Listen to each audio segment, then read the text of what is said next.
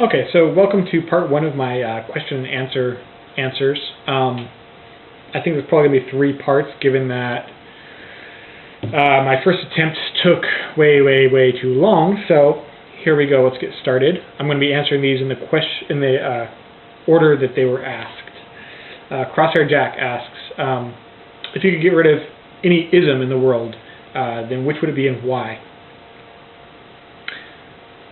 I would get rid of tribalism. Whenever I first think of isms, I think of sort of sexism, racism, and nationalism as sort of the sort of big negative isms that occur to me. Now, I think that both racism and nationalism especially have underlying them the sort of tribalism, the mentality behind that, which is a us versus them thing. We have a tendency to divide ourselves into groups where we have people that are like us and those that are not like us, and we are very quick to assign negative properties to those who are not like us. And also, we have the ability to very well limit how much empathy we feel for those who we do not consider like us. And this has been a huge contributing factor in nationalism and racism, obviously, and I think to a lesser degree in sexism. And also, I mean, if nothing else, you have people who who are able to divide us into things like, well, there's feminists and non-feminists, and then they're able to say, well, that group is evil. And it's this dangerous ability to separate people by ideologies, by anything they can think of, whether it's religious affiliation, ideology, race, anything that gets people into these groups that I think is damaging to people's critical thinking ability and people's willingness to consider individuals as individuals and to think as individuals. And that's where I think things get dangerous. So that kind of leads into the next question by Volker 2100, which is, how do I look upon ideologies? I see ideologies, my conception of them is as kind of a prepackaged set of rules, whether it be philosophical ideology, utilitarianism or Kantian ethics or whatever, or if it be a political ideology, free market capitalism or communism. It's a set of rules that we choose because for some sort of moral reason or logical reason we feel it best applies. That's fine with me. My problem is when people begin to sort of blindly follow the rules that they've chosen. Basically, they'll spend some time thinking about what rules to choose, or they won't in some cases, and then once they have their rules, they kind of just put it on autopilot and just apply them blindly. That's where I think things get dangerous, is when people basically are lazy in their thinking, and rather than being willing to consider each situation individually, what should be done, how should these rules be applied, they just sort of apply things blindly. And the reason I say it's dangerous is because I think there's no set of rules that can be universally applied for the best results. I think we need to always be willing to stop and use our critical thinking to better understand what's happening, because there's too many variables in the world to really control for them all, to ever really know what's the best set of rules. So it's the blindly following a set of rules or a group that really becomes dangerous. Individuals need to think as individuals, even whenever they do ascribe to some particular set of rules that they might call an ideology. I might call myself a liberal, but I'm very critical of certain things that some liberals will say. And I think that should always be the case. People should always be willing to break down the beliefs they have and consider them individually instead of as a set. So, some positive and negative in there, but again, I think what's dangerous is when people stop thinking critically and stop considering situations as individual. They stop considering rules as individual, because they accept all these other rules. Well, you don't have to accept them all. You need to examine each of them and figure out if it really has merit. So, the next one, the reason why guy asks me, what is my favorite or least disliked religion? I'm going to cheat on this, and by that I mean I'm going to say I don't know.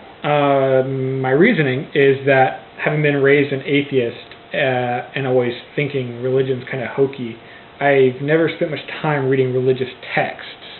And I think that religions need to be compared based on their text rather than on their followers, because there are moderate Muslims and extreme Muslims, and there are moderate Christians and extreme Christians.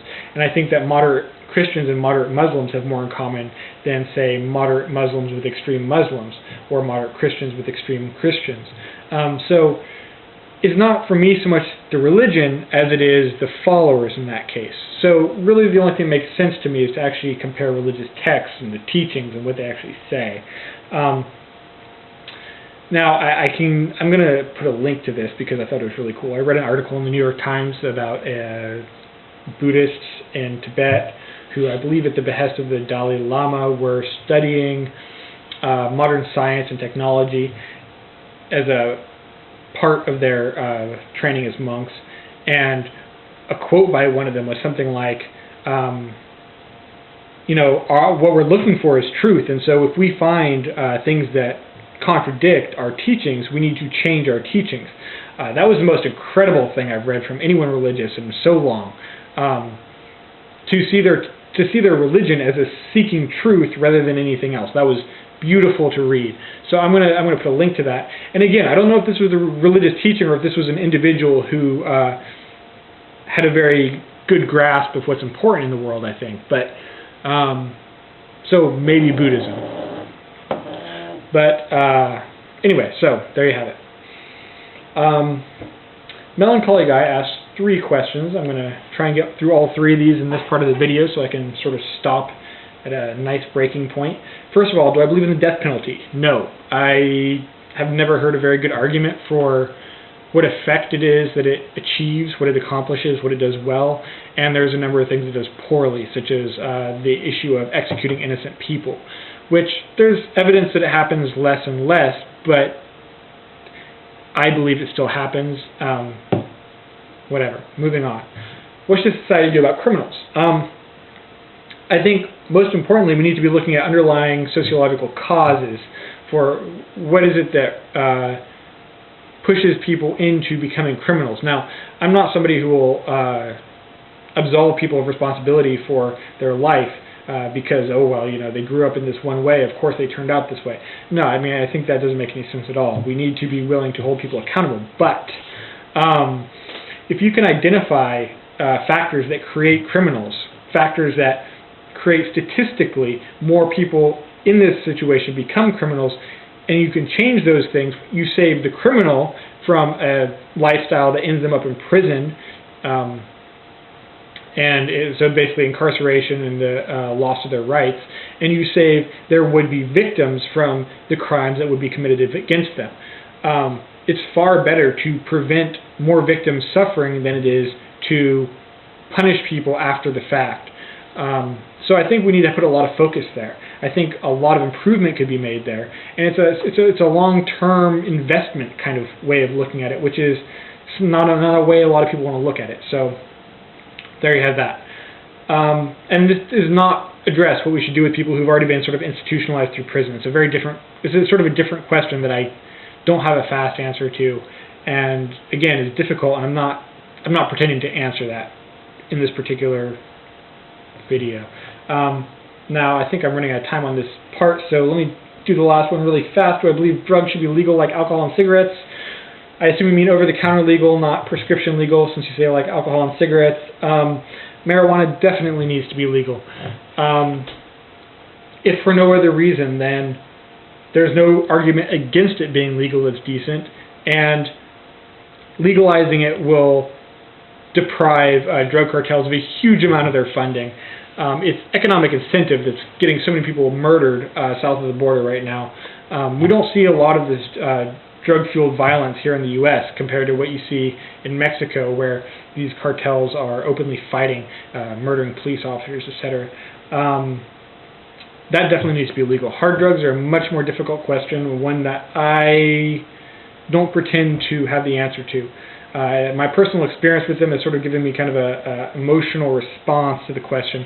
I want to not see more people than have to be exposed to the addiction to hard drugs, but I think there's good arguments for their legalization. So I think they should probably be legalized. It's an incredibly complex issue, though, in terms of the harder drugs.